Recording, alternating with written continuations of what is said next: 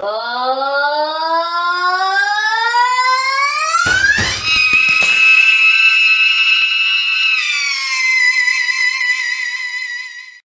and welcome, listeners, to Behind the Screams. I am here with the new episode with Kayla Dixon here from Dress the Dead and Witch Mountain. Thanks for joining me today, Kayla. Thanks for having me. Yeah, no problem. So, of course, on this channel, we like to get a lot into the details of singing and the techniques and things. And I looked at your resume. I see you're a vocal coach as well. So I figure this would be a very interesting conversation. So I kind of wanted to get started and just ask you about your background in regards to the diversity of it, because you have a much more diverse background artistically than a lot of metal singers. So when you got into singing, when you got into the acting and everything, did you work on the metal vocals as well alongside that, or was that kind of a transition that happened? It was definitely a transition. So I started out in jazz, learning jazz vocals. My first vocal teacher ever was big into jazz. So that was the style that I started in. I was actually in a jazz band for a while. We gigged and stuff. It was great. Made lots of money. I was super young. Oh, awesome. Yeah, and then I got into musical theater and did plays and, acting and dancing alongside all of that. Like really intensive dancing and acting, actually. So I got really into that for a while, and I'm still into that. I still do that as a career alongside the bands, as well as now I'm into television and film. So I juggle all three of those careers. Wow. Vocal coaching. Yeah. So there's that. And then so I went to a conservatory to study musical theater, but I only went for a year because I noticed that I wasn't learning anything.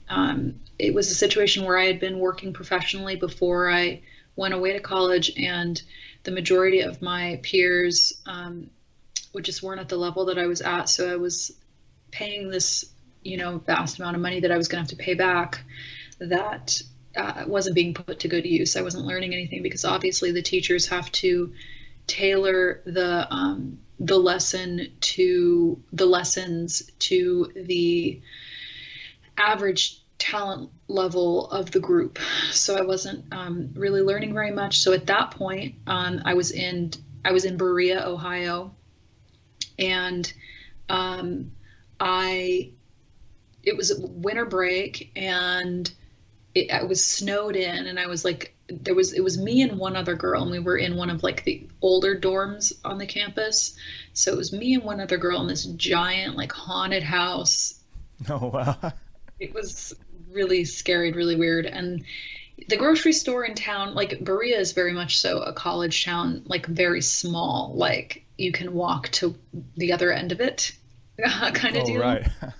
Yeah. So I remember like I was just having to I didn't have a car either, and we were snowed in anyways. I wouldn't have been able to get anywhere like the whole winter break. I remember having like pushed the cart like through the snow, and the store was so close I would just take it back. Like this is a really small town.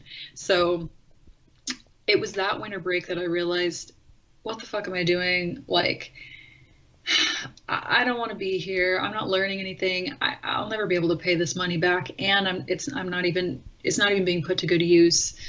What if I joined a metal band? Because I had always kind of been into rock and metal. My sisters introduced me to rock and metal at a very early age, and they're considerably older than me, so they moved out, and then I kind of lost track of it, and that's when I started singing, actually. So I got into jazz and musical theater, and then somewhere in high school I kind of rediscovered it, and so then continuing on from that, pursuing a career in theater and professional acting. I had always had that rock and metal sensibility, I guess. So I would tend to do like more rock operas and stuff like Rent and Rocky Horror, and because it was just my type, because my hair was dyed red at that point, and So it was a little bit of like, okay, I'm going to go in for the roles that I think they're going to cast me for. But mostly it was just, well, I like this sound and I also like theater, so I'm going to do this kind of show. Um, so that winter break, I was like, what the fuck am I doing? I had a lot of time to really sit with myself. And I was like, what if I just joined a metal band? And so believe it or not, like it was really easy for me. Like the first time I went on Craigslist to look, I found a band called Demons Within, and they were looking for another vocalist. And I was in that band for a year, I think, a couple of years, and until I moved away. And it was me and a male vocalist who was the founder of the band, and it was very much so death metal. And that was my first band ever. There was barely any singing in it, but that was okay because I was doing that back at college. I decided I was going to finish out the year. So I was kind of getting both at the same time. And then I was able to make it to rehearsals in Cleveland because I had a car at that point. So that kind of worked out well for me. So that was kind of how I got into metal. Awesome. Yeah, I think it's interesting to go from the theater background straight into Demons Within. I mean, having listened to that stuff, there's, the harsh vocals are really intense in that. Did that come naturally, that sound? Had you already kind of been doing that on the side, the harsh vocal sound, or? No, it's so funny. Like I walked into the room to audition and I knew, I was like, I don't know what's going to come out when I go in there, but apparently I just intuitively knew what I was doing. I mean, here and there, like I'd definitely been like singing along or screaming along with some like Meshuggah songs. But I wasn't like practicing. So I kind of just winged it, but I got the gig. So Yeah, it must have worked out. Yeah. And that I was thinking, because of course I've also heard you do a lot of gritty, clean singing as well, but that gets really distorted too. Is that world pretty different from the harsh vocal sound you do, or are they kind of connected, would you say? they're different. So with the harsh vocals that I do, they're what most people term false chord scream. And with the gritty vocals, or what I call rock rasp, when I teach my students, that's I'm actually using my actual vocal folds. So that is 1,000 times more damaging to the voice, just because of the sheer amount of pressure that you have to apply to achieve the sound. And then, never mind the extra added amount of pressure that people just normally add on top of it, because everyone strains their voice. So when I teach my students that, it's the last thing that I'll teach them. Like if somebody comes to me and they want to know how to do the whole range of harsh vocals, I'm like, okay, we're going to start with low growls, then mids, then highs, and then we're going to go into rock rasp. And I don't teach like pig squeals or any of those different, like I don't really know what that is, but I teach what I know. And so it's kind of that progression in terms of the harsh vocals. But yeah, it's the most damaging. I try to use it as sparingly as I possibly can, but the Dress the Dead songs have quite a bit of that. Yeah. Just because of the vocalist that I replaced, Peter Dolving from The Haunted, the majority of his screams were kind of that, it's like that talk scream type thing. That I can't really recreate with my own voice. And so it was, okay, I'm either going to do a full-on growl, or I'm going to do or I'm going to do rasp on pitch. And so we have a song called Knives Out that's not been released yet, but he wrote the vocals for that. And so I take that approach with it. So it's kind of, it sounds like I'm yelling, like it sounds, but it's all pitched actually. So that was just due to my own vocal limitations, I suppose. So yeah, I definitely have to take really good care of my voice in order to be in this band. which, I mean, it's not that different from Witch Mountain, because I think in Witch Mountain, I replaced a singer who sang in like the fourth and fifth octave mainly. Mm-hmm. And, but her approach to the vocals was very much so what most vocalists term mixed voice or head voice technique. But I take those notes and I actually belt them, or I sing them in chest voice technique. So that's very challenging as well. And that was just a stylistic choice that I made when I first joined the band. So both bands are very difficult to be in vocally in different ways. They do sound pretty challenging. I was thinking and listening back to, because I heard your stuff with Witch Mountain before Uta, so I heard your voice first. And listening back to her voice, it was interesting to hear that difference you talk about, that more mixed voice versus more of the chest voice sound.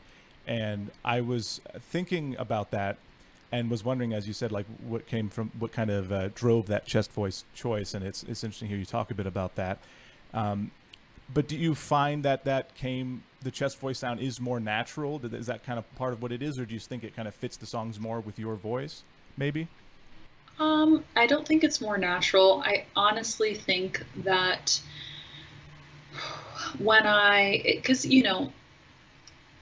I don't know what I naturally gravitate toward as a vocalist, because I've been in training my entire time that I've been singing.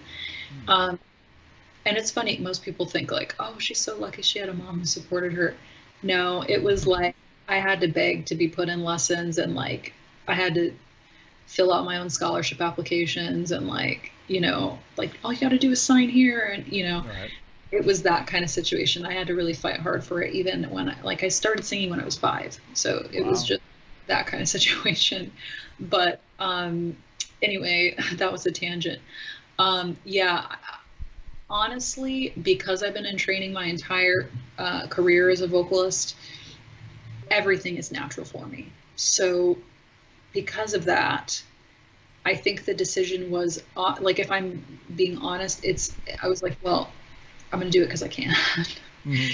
And I think it's interesting and sounds better. And like Whitney Houston's one of my favorite vocalists. And so, that high belt that we all hear, I really like that sound. And I was like, well, fuck it. This is something that's not easy to do. And I enjoy doing it. And I like the sound that's produced. And I impress myself when I do this. So I'm going to do it. Yeah, it's a great sound, and it's something I think that a lot of singers strive towards and can't quite get, is just that full belted kind of a tone, because I think there's a lot of, I know like for myself, there's almost kind of a psychological fear of going past the break and carrying that tone too loud and too high. When you're doing that, do you keep a lot of, you kind of keep the volume close to the, I guess, kind of slightly more mid-high notes, or do you tend to push for more volume to get that? How does that go? I don't ever push for more volume. I don't even look at it in terms of volume. I look at it, I don't think about volume ever when I'm singing. Not in a live performance, not in the studio.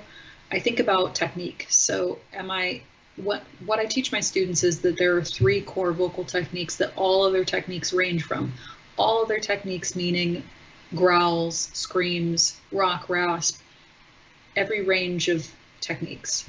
And that's chest voice, mixed voice, and head voice, or falsetto for male voices. But I teach my students that head voice and falsetto are the same thing.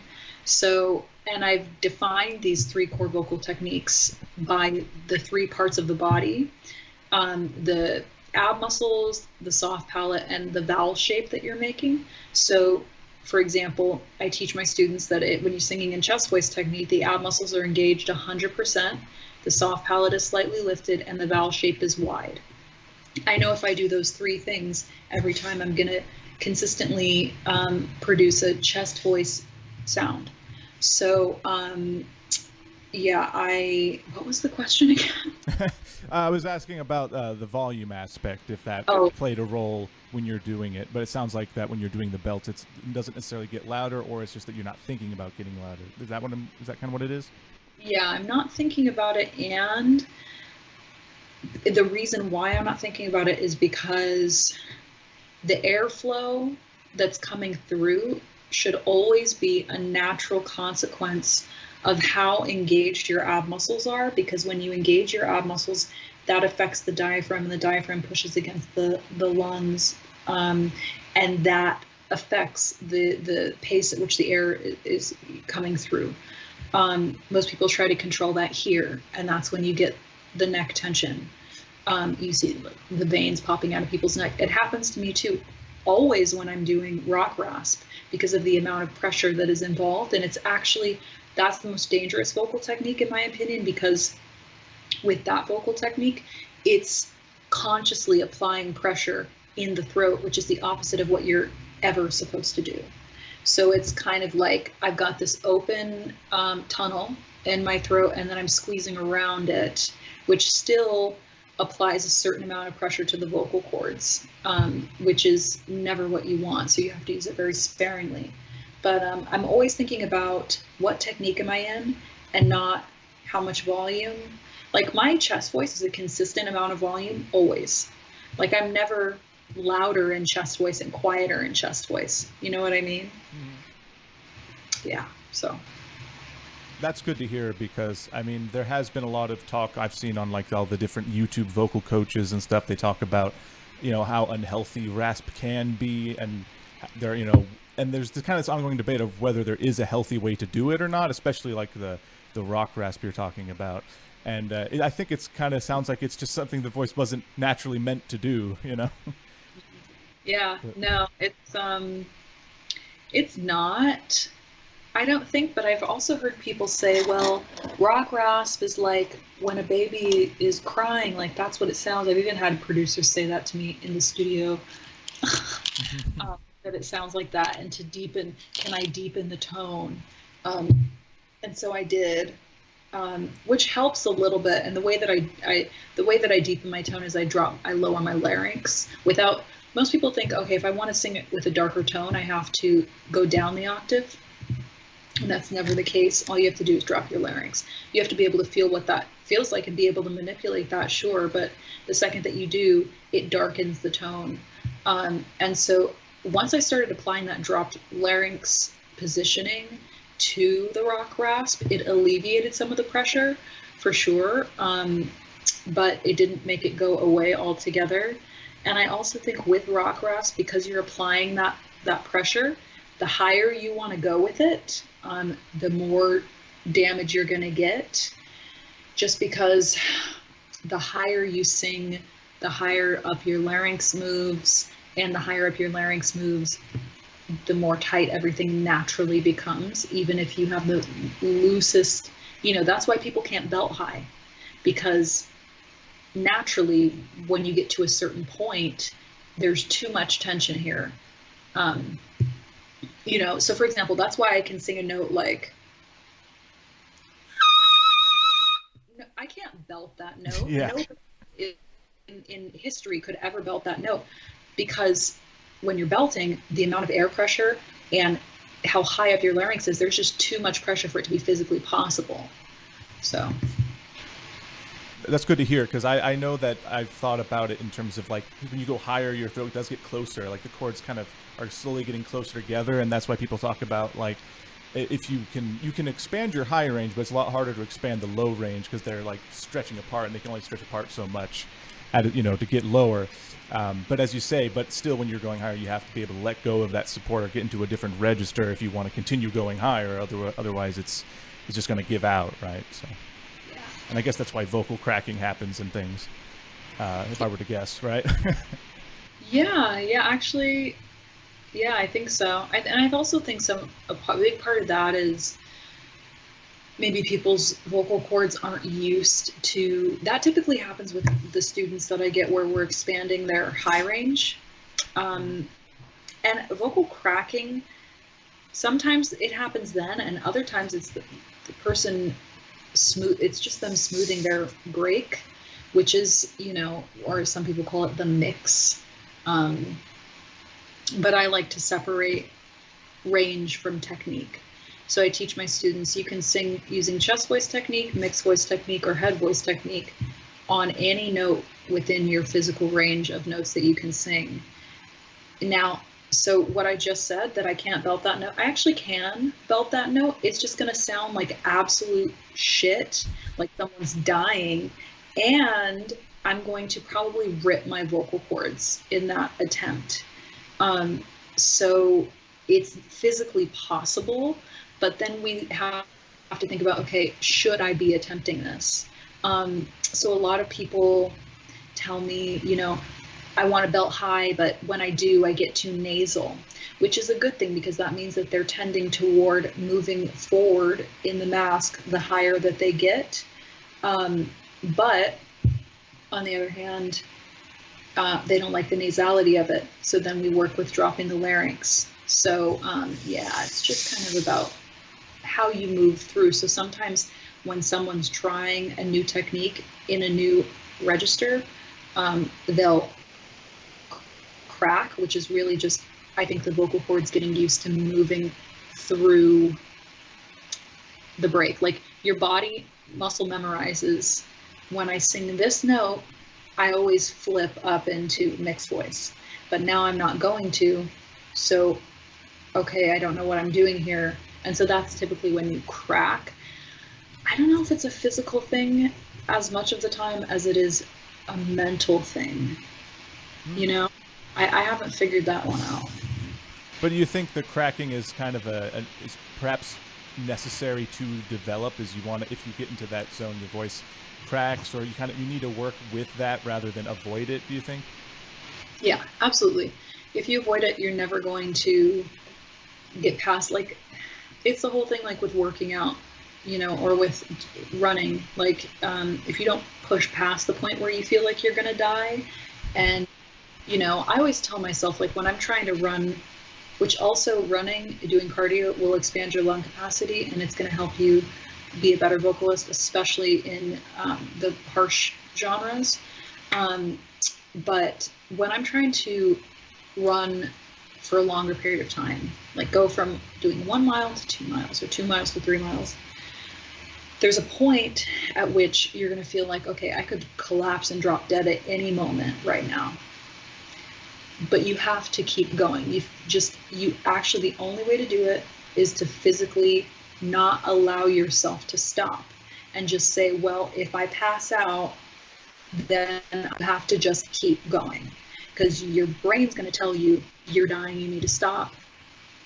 But actually, if you keep going, you'll hit that moment where, it's like you'll break through.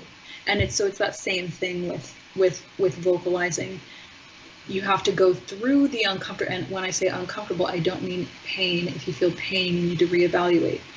But you have to break through that uncomfortable place in order to be able to achieve the desired result. Yeah, I like that philosophy. I think there is a lot of fear about cracking and spending time with bad sounds as singers and musicians. I think it's the same thing with any instrument, or as you say, running and things like that. It's easy to get discouraged by the difficulty, but that's kind of what leads to betterness, I guess. So, but I did also want to ask a little bit about your vocal writing or your lyric writing, kind of how you put in vocal parts. Did you write all the vocal parts for the last Witch Mountain album, or for the newer Dress the Dead singles that came out? Yeah.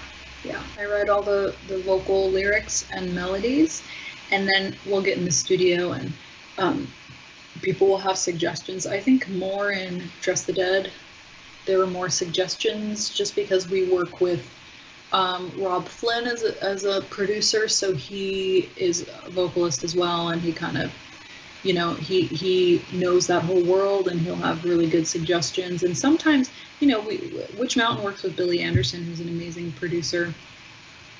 But he kind of he's like, oh, whatever you do, it's great. But sometimes he will have really valuable suggestions, but I think less in that band than in this band. And that might have something to do with like how long the songs are, and how in Witch Mountain, one part feeds into another. So oftentimes when we come into the studio, the song is a story. And so if you change one part of the story, you have to go in and fix the other parts. And sometimes it's just like what we come in with so often is already such a finished product. Not to say that it isn't that way in Dress the Dead, but I think there's less of a storytelling aspect in that band and more of just a commentary aspect. So with Witch Mountain, it's like, here's the story. With Dress the Dead, it's like, and here's how I feel about the story, you know?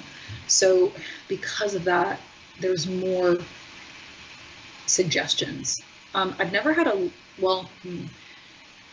lyric be changed that I already wrote, except for in Dress the Dead, except for the song You Only Get Off When I Cry, which we came into the studio and Rob looked at me, he's like, this is bullshit. You need to rewrite this entire fucking song. This is not authentic. This is not real. Because I'm so used to writing stories in Witch Mountain and, you know, painting these scenes. And so, you know, there's a lot of metaphor.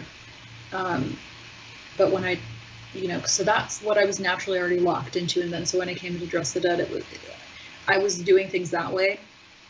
And we have songs that lean more in that direction lyrically, but with this song, we were going for an under 3 minute kind of thing, and he had me actually rewrite the entire song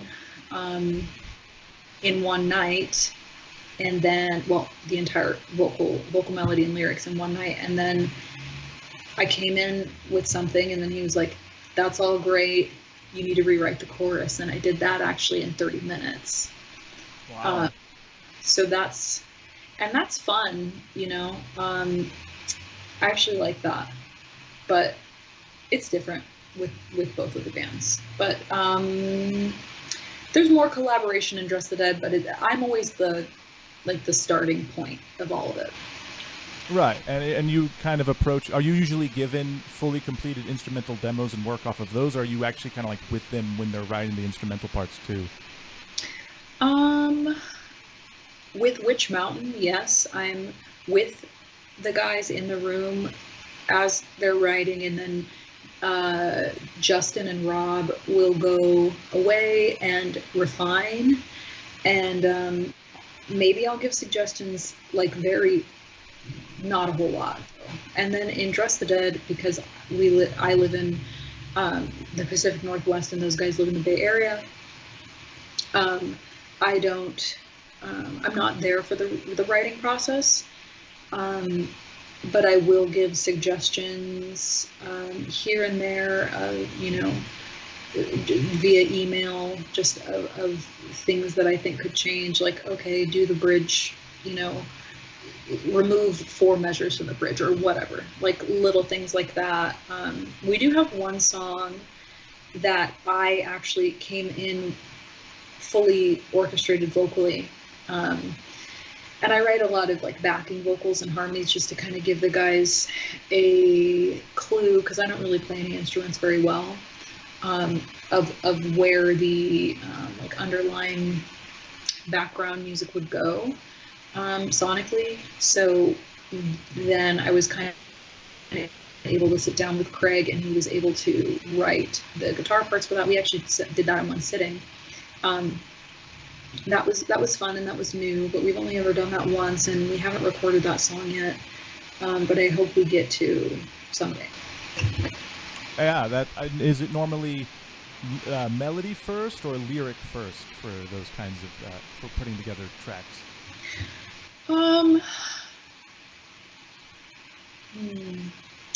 Okay, so when I'm set a full song, it's melody first, and when I'm starting with the vocals, it's lyrics first, most of the time. But then it's half and half, I think, because, you know, I just write songs, you know, I write vocal compositions just, you know, sitting around that aren't necessarily going to end up anywhere. So there will be times when I'm like driving and I'll record a melody that popped into my head on my phone, and then I'll come home and then I'll add lyrics to it. I'm not much of a poet. Like, I honestly, the reason why I think people are so affected by my lyrics is because I'm just talking about my life, and the way I feel about a lot of things may be poetic, but I don't sit and write poems. I honestly don't. I don't think that's fun. I don't, I'm not interested in that at all. But for some reason, when there's a musical aspect, all of a sudden I'm like, okay, how can I tell this story? And I get really interested. Right. Yeah, it turns out really cool. I like him because in Witch Mountain it has this vibe of, I want to say fantastical, but because it is kind of doom and, you know, the imagery of the covers is such a way you kind of think of it in sort of the abstract, but it does have that kind of, I guess, a little bit of specificity or kind of, you know, that real life thing you talk about there that I like too. So Yeah, I really like to tell that story, and like I always make sure that I'm always thinking of the live performance when I write the lyrics. I'm like, how am I going to tell this story? What am I going to be going through emotionally? Because, you know, I'm an actor. And so when people hear the term actor, oh, she's acting up on the stage, it's not real. But it actually is, like, I'm feeling everything as I'm moving through it. So in a 14-minute song like Nighthawk, I'm telling an entire story, and I have to make sure that there's a resolution at the end of it. I never leave people hanging. I believe that that's sloppy and irresponsible art making. I don't think that you should leave people hanging in a negative place. You know, it's like brutality for the sake of brutality. Like I feel like there are a lot of people who are attracted to this genre of music for the heaviness and the negativity alone. And so when they hear a band like, that I can think of, but like a band like Opeth, or a band like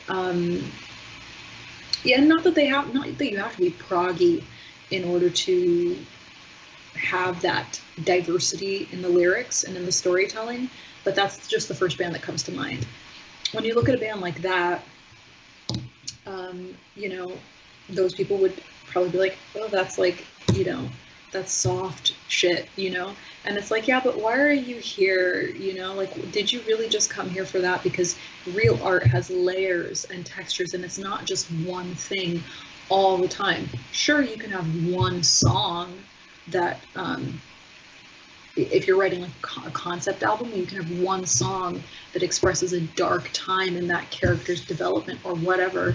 But I don't think it's responsible, especially with the way the world is, to just leave people hanging in that super negative place. You want to give people something to fucking walk away with. Like, yeah, and I also don't think it's a good business move as a musician. Like, right. You know, because you love your shit, but eventually it's like, okay, every time I go see so-and-so, I leave depressed. I'm not going to go this time. You know what I mean? So.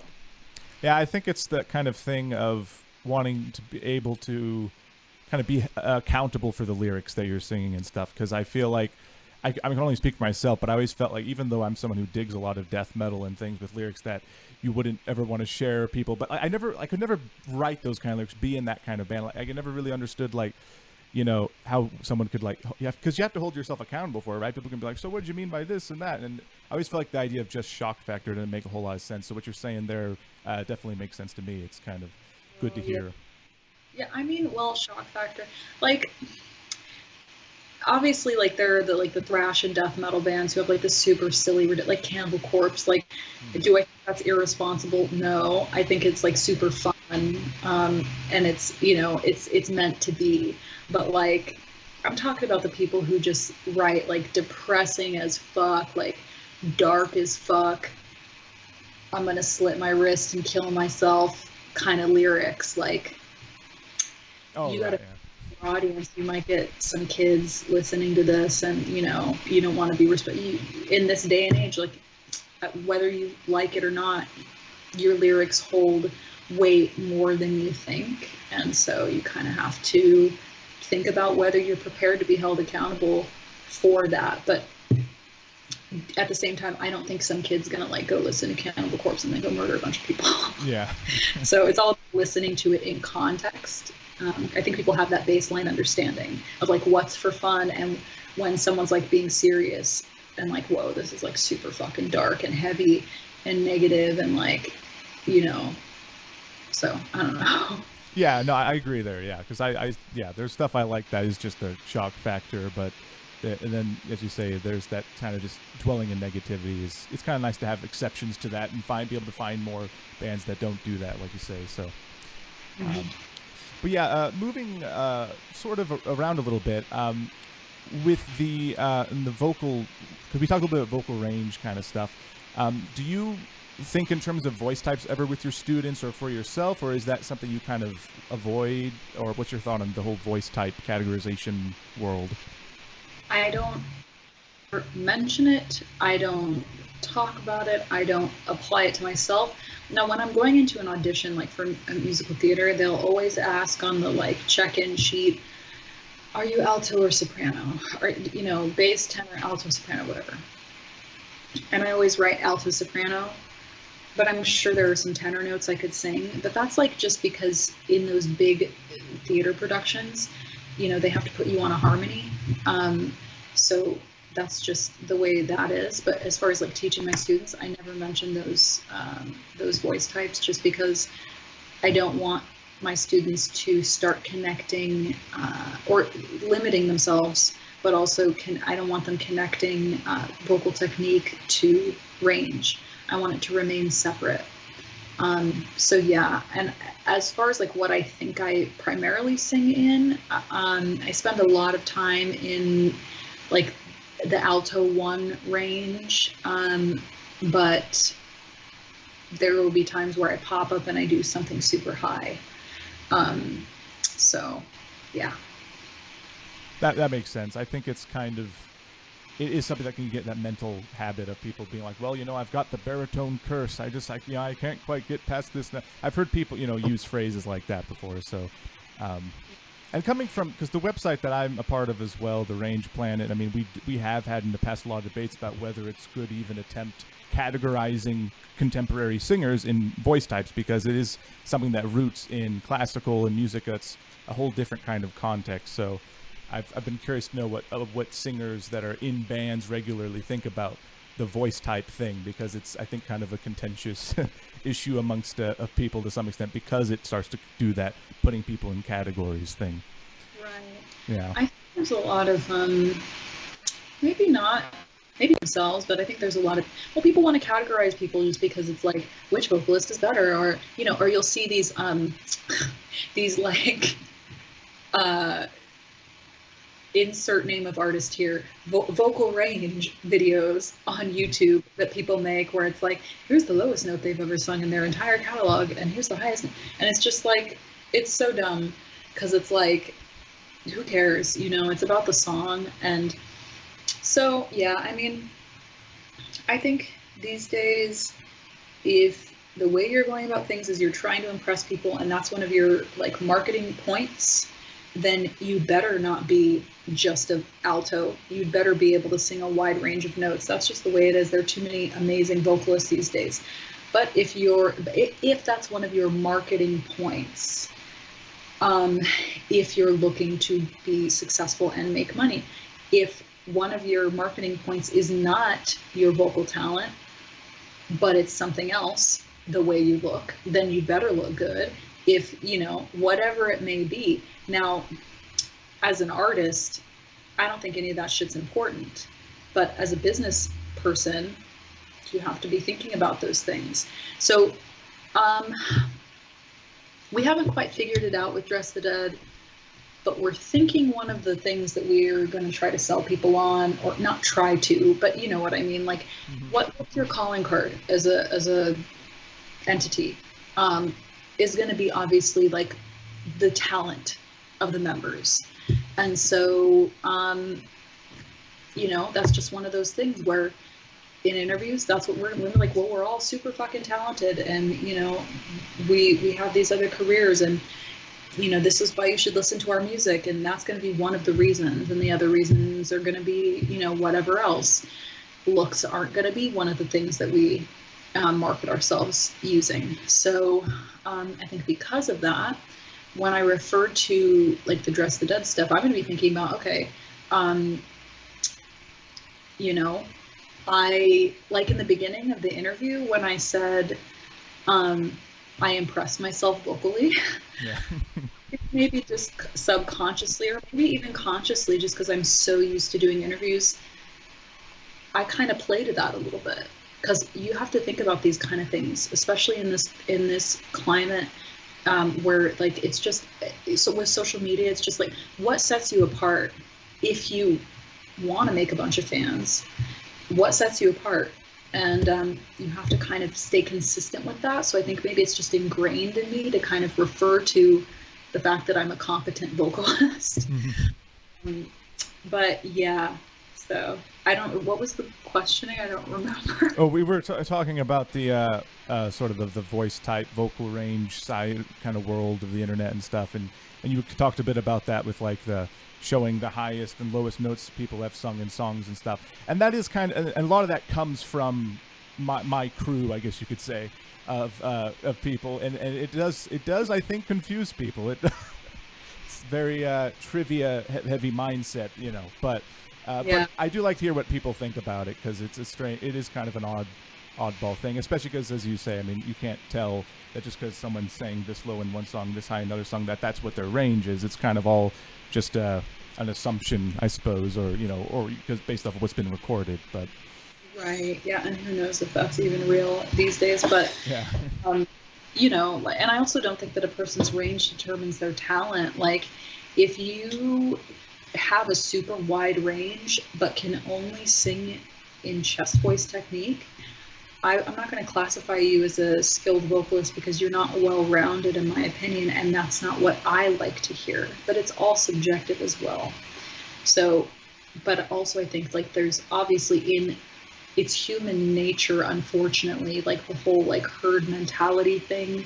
So like for example, I can't name anybody because then I'm gonna get shit. But like everyone thinks so and so is an amazing vocalist.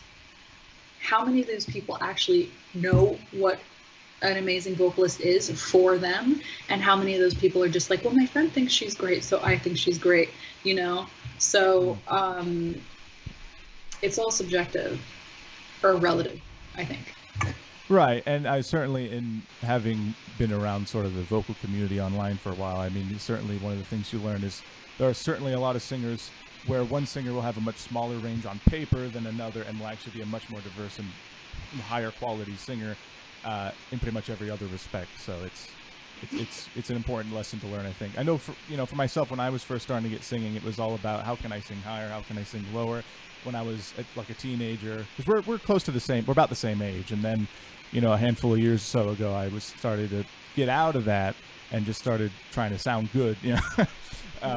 So yeah, it's good to hear your take on that stuff. But just a few more. I was kind of wondering a little bit about what's coming up next. If there's anything you can announce for Dress the Dead or Witch Mountain. Are you guys in the process of recording stuff right now, or how's that going?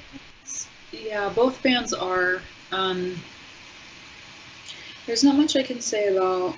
So everyone always asks, for the 2 years that I've been in this band, when is Dress the Dead gonna release an album? And we have a plan, and we're just waiting at this. You know how that goes. But with Witch Mountain, we're writing. We're taking our time. And we've begun the writing process, and I don't think that's been a secret. We just haven't come out and said it. There isn't really any visual, no videos or anything coming from either band. But, and this has already been announced, so I can go ahead and say it, Dress the Dead. If you're a fan of the band, then you probably know that we were supposed to play Dynamo Metal Fest in 2020, a couple months ago, or in July actually, and obviously we couldn't, so we've been reconfirmed for that next year. So that's going to be exciting when that happens. And yeah, that's really the only outstanding thing that we have right now. Mm-hmm. And as a curiosity question, do you think you would ever consider doing obviously it's probably not feasible at the moment, but a solo album or something to explore kind of the different sides of your music that you've done over the years and stuff? Yeah, I'd love to do that. I think because I can't play any instruments, I mean, I can plunk notes on, a guitar or a keyboard, but I'm not like super skilled at it. Like I can play the ideas that I have in my head super slow to somebody, but because of that limitation, I feel like that's kind of held me back. And also, you know, I feel like I wouldn't want to release anything until I'm positioned myself as an individual at a place where it would make sense. I don't really want to release, my first. I don't think I'd ever release anything as a solo artist. I'd make another band is what I would do. Like that seems like the smarter move, like marketing wise, just because unless we're talking like 30 years in the future and I've somehow become incredibly successful, then I might want to put my name on it, because people would recognize the name and buy the album. But I think until that, if that ever happens, I would just make it another band. And there are a lot of bands right now who it's really just one person with like backing musicians, but they still market it as a band, and I think it's smarter to do it that way. So I would do that if I felt like I had enough of a following as an individual to ensure that a certain number of people would purchase the album, would listen to it, and that I would be able to kind of, because I don't do anything that I'm not going to get a return on in life in general. And so I can write songs and keep them for myself, yeah, but in order to go through the process and the work of releasing something, I need to make sure that it's something that I can maintain and that's going to feed back into itself somewhat, not 100%, because that's never a reality anymore in this industry, but I'd want to make sure that like, okay, X number of people are gonna buy this, and that means I'll have at least some money, to like, I don't know, I'll make at least $100 so that I can pay the artist to make the next album's artwork or whatever, like I'm talking small amounts of money here, but it just wouldn't be worth. And also I want to make sure that like, if I'm going to put it out, that a bunch of people are going to hear it. And I just don't think I have the pull as an artist, as an individual at this point. I think if I put something out, like if I put something out tomorrow, I think 50 people would hear it. Yeah. Like I don't think anybody would give a fuck. I don't even think I'd be able to, wow, I sound really negative. I don't think I'd be able to get a feature. Like, I could send it to like, I know people who like write for these sites. I don't think they'd pick it up, even though I know them personally. They'd be like, look, Kayla, nobody knows who you are. I can't, like, we can't feature this, or whatever. So I just don't think that I'm at the point where doing that makes sense. Right. No, I understand that. And as you mentioned, starting another band, as if that were to be how you would explore another style, I was kind of thinking about it like that too, because I was looking at some of the different like clips of yourself singing different songs by different bands and stuff, and I was thinking that you really have a voice well suited to some of those prog kind of, like Leprous and I guess Catatonia, kind of borderline that genre, but like those different ones you've kind of recorded some clips of. I'd be interested to hear your voice in that context as well, in that sort of context. I think what I lean toward is that genre. I mean, we have a song, Dress the Dead has a song called Red Handed that we haven't recorded or released yet, but we've played it live, and I feel like that song really encapsulates, what happens when I kind of just go. Because with all the other songs, there have been little tweaks here and there, but with that one, when I came into the studio, it was just, and I sang it for the guys, it was just like, we don't need to touch this at all. So, and that one just naturally, it goes a lot of places, and it tells a story. Again, like I think what I do in Witch Mountain is a lot more natural for me, and I think what I do in Dress the Dead is maybe a tad bit more naturally Let me just make sure to emphasize it's naturally more marketable. We don't try to make it that way, but the songs are naturally shorter because I'm in a band with dudes who that's the length of song they're used to writing, you know? So yeah, I think that because of that, like think about it, coming from a person who does musical theater, going into a doom metal band with epic 14-minute songs, and then going into like a 3-minute song, you know, heavy metal band, like it's just, it's different. And I think it's what we do in Gressida is just naturally more, I don't know, I don't want to say palatable because I think both bands are, but there's a word and I can't find it. It's naturally more, I guess, marketable. That's not the word I was looking for, but I'll use accessible, you know. Accessible. Like, that was the word I was looking for. Yeah, I can kind of hear that, you know, but but yeah, I was thinking because you did those, yeah, Leprous and things, that prog side will be interesting to see. And as you talked about the musical theater and stuff, I feel like it's one thing that I always love about prog type music is that you can have musical theater influences. It's kind of one of the only like heavier genres of music that permit that, I feel like, you know, in some ways. But totally, yeah. I mean, Camelot is one of my favorite bands, like with Roy Khan. I mean, I love the new vocalist too, but like there's just something about the texture of his voice that it's just like you just hang on every word. Even, you know, some of the live videos, it's just like it's the phrasing and it's the way that he applies vibrato in certain places, and it's the attention to detail that I know comes naturally. It's just like, it's so interesting because it's like this is so rich with like texture, and he could sing one note and it just moves. The note itself takes you on a fucking journey, and it's just like it's different. It's just there's just something about it. So yeah, his voice is like butter. That's one of my favorite things to listen to. oh yeah, I love Camelot, and Roy Khan is always an inspiration. You know, just the kind of, as you say, the texture to his voice and the different things he does with it is just so new to metal then, and even now. I mean, so few, you know, it's still so new. Like there aren't a lot of people that can compete with that. So in that kind of context.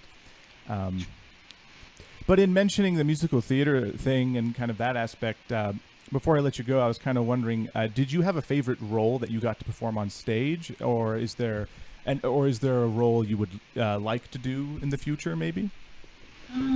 Oh, favorite role that people are gonna laugh. I don't care. So my favorite musical is Cats. Always has been, always will be. No, I didn't see the movie. No, I'm not going to. I don't want to be traumatized. But it's always been, I've done Cats twice, and I just love the dancing aspect of it, and the music. Like the score is just so beautiful. Like I love everything Andrew Lloyd Webber.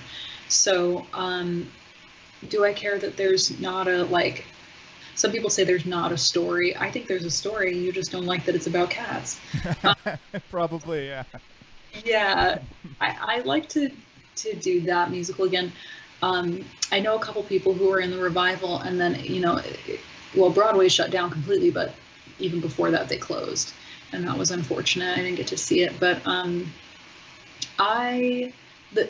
role that I would like to really play someday, I mean, there are so many, but I mean, everybody wants to be in Hamilton, and, you know, I'm Black, so I think it could work out. I mean, it's a role that specifically the role of Angelica. I think that it's a role that I could be cast in someday, maybe. Nice.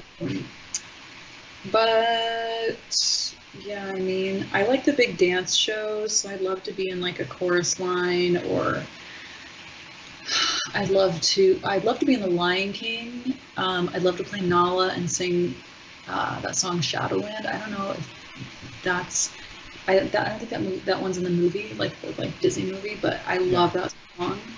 Um, Gosh, there are so many. I just really want to be on Broadway, like, and I kind of got sidetracked by metal, I think, but I want to be able to do both, but it's like Broadway contracts are 6 months to a year, so if I do get cast, which is like so fucking hard to do, um, I'd have to make myself free for 6 months to a year. And it's kind of like if I were running my own band, I'd be able to say, well, no tours for 6 months to a year and do whatever the fuck I want. But um, I'm not hiring people, I'm not paying people.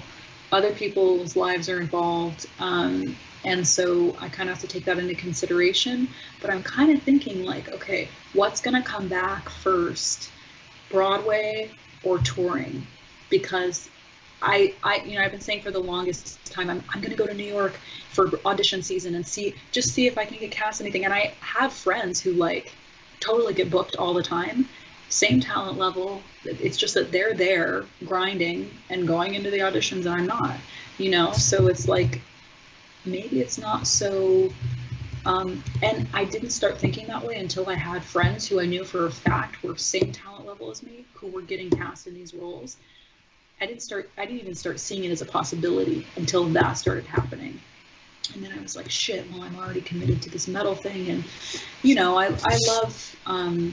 I love touring in a metal band too, but I also want to do Broadway and I also want to be in horror films, like that's a dream of mine as well. So it's like, how am I going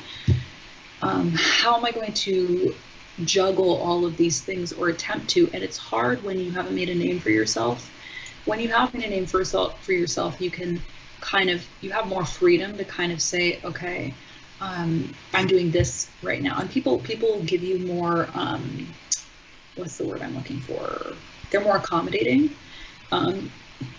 because you add more value to the project, whatever the project may be. But I'm well aware of my current position. And yeah, so it's just a matter of getting bigger in all of these areas. I think in order to get to a point where I can start to getting an artist manager. Like I want a manager that can go and like do things and get opportunities for me or whatever. So that's probably the next step too. Because I know a lot of people who are in big bands, like they have personal managers and they're also in a band that obviously has a manager, right? So yeah. That's something that I'm really looking for, a manager who can manage all aspects of my career, like the metal, whatever, the television, film, and the theater, which is really rare and really hard to find, I think. Yeah, I can imagine. People don't tend to be in all those areas, so I'd even just settle for someone who can kind of help me with the theater and television and film thing. But I'm starting to see more and more musicians actually getting cast in movies, which is interesting. Like, so that's cool to see. So I'm like wondering, like, who's managing them? But that's far, far, far in the future. So. I just think it's awesome that you still managed to get stuff in all of that. Like you have that. I saw the acting reel you posted up on YouTube, and it's the fact that you're still able to be on shows, like show up on Netflix and things, and do metal and all that. I mean, yeah, doing all those careers at once, I can't imagine how juggling that. But the fact that you managed to get it in, at least to any extent, is, I think, pretty awesome. So.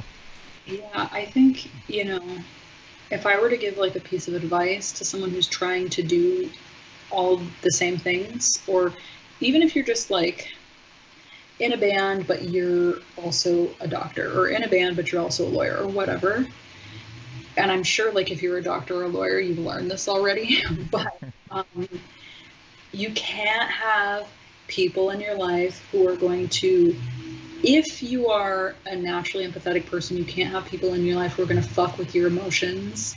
Like, well, first of all, you can't allow yourself to be shaken as an individual, because I know for me, if something in my personal life is not right, it's very hard, very, very fucking hard. It's like trudging through mud to try to fucking get anything done creatively.